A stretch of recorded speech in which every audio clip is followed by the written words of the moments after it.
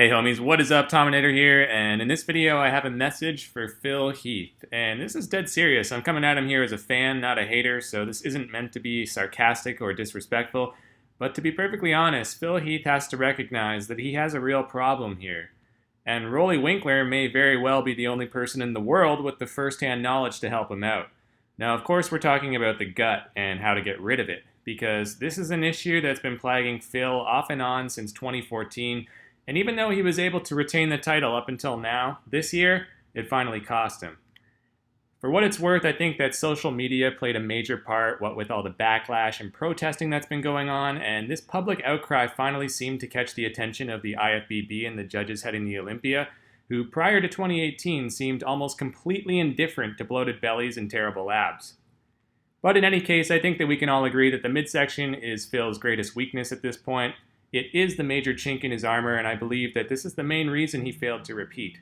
Now, assuming that he decides to come back in 2019, and I'd be shocked and disappointed if he didn't, because he's still the number 2 bodybuilder in the world after all, he still has youth on his side, and he's still right there knocking on the door on the verge of making history, so if he doesn't return, that's a weak-ass punk move on his part. But assuming he does attempt to come back like what his predecessor Jay Cutler accomplished 10 years ago in 2009, Phil's primary focus all throughout his prep needs to be on addressing the gut. He doesn't have to make a single improvement otherwise. He can just coast and maintain as far as everything else is concerned. But he absolutely has to find a way to rein in that midsection if he ever hopes to reclaim that Sandow trophy. And to that end, I can think of no better mentor than Roelly Winklaar. After all, here's a guy who formerly suffered from even worse distention than Phil just 3 years ago. Here's some footage from the 2015 Arnold Classic on the left, versus the 2018 Mr Olympia on the right. Now, I'll leave it to you to spot the difference, but there are several glaring moments in the 2015 routine where he let it all hang out, and it looked absolutely disgraceful, arguably worse than any version of Phil's. In fact, this was what prompted Arnold Schwarzenegger to famously speak out about the bottle-shaped bodies and advocate a return to the more classic physiques with small waists and proper V-tapers. Now, a few months ago, Nick's Strength and Power put out a video explaining how Roelly Winklaar accomplished this amazing transformation, mainly by utilizing a waist trainer, which is essentially a wide belt, not unlike a corset for women, designed to compress the midsection and keep the core tight and sucked in at all times. Roelly clearly also put a lot of time and effort into his posing and breathing and improving his ability to control it on stage, but I wouldn't be surprised if there were other dietary changes and perhaps even certain chemical manipulations that he and his team used in order to bring his waistline back down. Whatever the case may be, the results speak for themselves. Roelly's bigger than ever, yet his waistline is now considerably tighter and has been for at least the last year or two, so he seems to have found a permanent solution to this problem.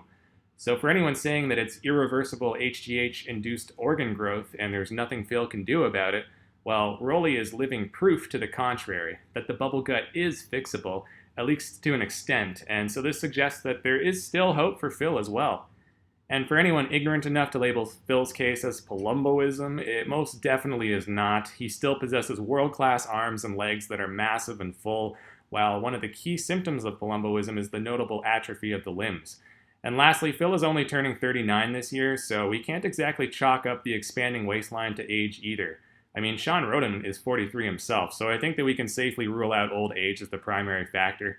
So if I were Phil or his trainer, Hani Rambod, I would get in touch with Roelly ASAP and try to take a page out of his book. Phil's already been served a big meaty slice of humble pie, so what's the harm in swallowing one's pride one more time and asking for advice from someone who's already been there and done it? Anyway, that's all for this one, guys. Let me know in the comments what you think. Should Phil seek out Roelly's advice on how to streamline his midsection? Thanks for watching, and feel free to leave a like and subscribe. And as always, I'm the Tominator signing off, and I'll be back.